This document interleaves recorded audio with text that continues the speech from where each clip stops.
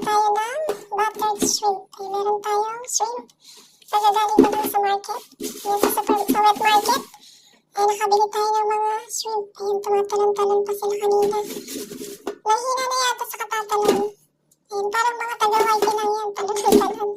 Ayun, tingnan natin ang ating mga ingredients.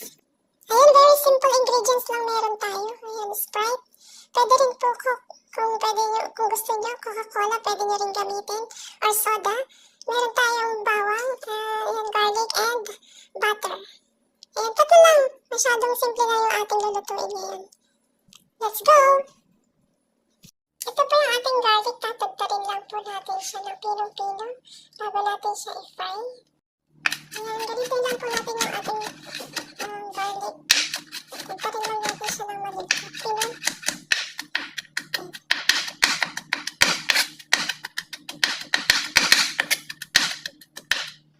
So, ito po yung ating butter. Ayan, nag-slice po tayo ng konti ang ating pang-fry. Ayan. Ilagay na po natin yung ating butter. Tunawin lang po natin yung ating butter para sa pag-fry ng ating bawang.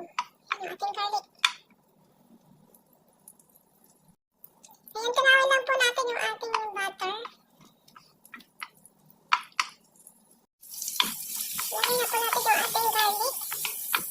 Gisa-gisa lang po natin hanggang sa maamoy na natin yung fragrance. Lumabas yung fragrance ng garlic. Fry lang ng konti.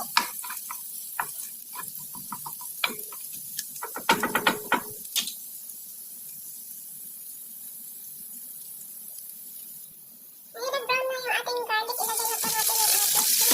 Ay, kalan! Harap. Ay!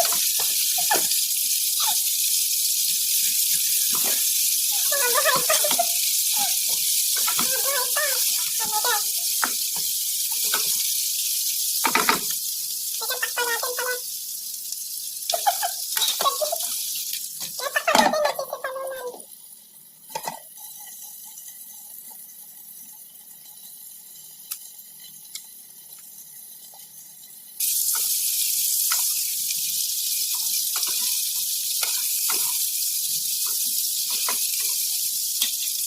Ayan, iba na po yung kulay niya. Buhusan na po natin siya ng Sprite. Timpla natin ng konting asin. At saka ng white pepper. Pwede rin pong black, depende po sa gusto nyo. Ayan, mabilisan lang po ang pagluluto nito. Mga 3 minutes. Pwede na siya hanggang sa matuyo yung sabaw niya. Ayan, patuyuin lang natin yung sabaw.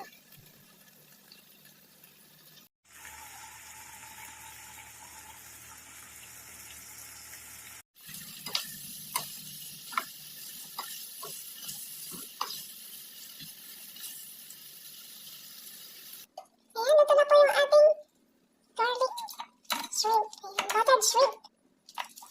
Ayan, ang init. Sarap, ang bango.